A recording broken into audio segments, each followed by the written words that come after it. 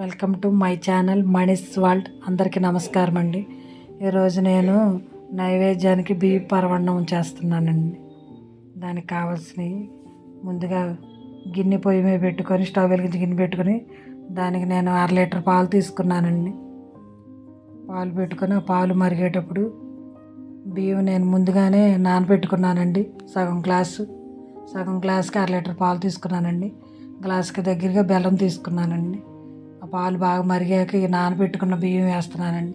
ఇలా ముందుగా నానబెట్టుకోవటం వలన మనకు బియ్యం తొందరగా ఉడుకుతుందండి పరమాన్నానికి.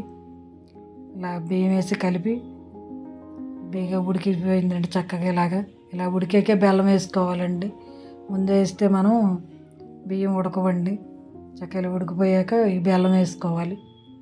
ఈ బెల్లం వేసేసుకొని కలిపేసుకోవాలి.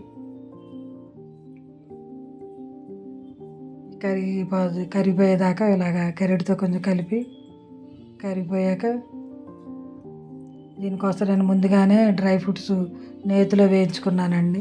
ఇలా దగ్గరికి అయిపోయాక కొంచెం నేను యాలక్కాయల పొడి వేసుకున్నాను. అది కూడా ఇది అయ్యాక ఇలా దగ్గరికి అయ్యాక ఇందాక వేయించుకున్న డ్రై ఫ్రూట్స్ ఇందులో వేసుకుంటున్నానండి. వేసుకొని ఒక స్పూనుడు నెయ్యి వేసుకుంటున్నానండి పరమాన్నంలో. అంతేనండి, పరమాన్నం రెడీ. మా వీడియోలు మీకు నచ్చినట్టయితే లైక్ చేయండి, షేర్ చేయండి. నేను మంచి మంచి రెసిపీస్ కోసం మనీస్ వరల్డ్ని సబ్స్క్రైబ్ చేసుకోండి. Thank you for watching.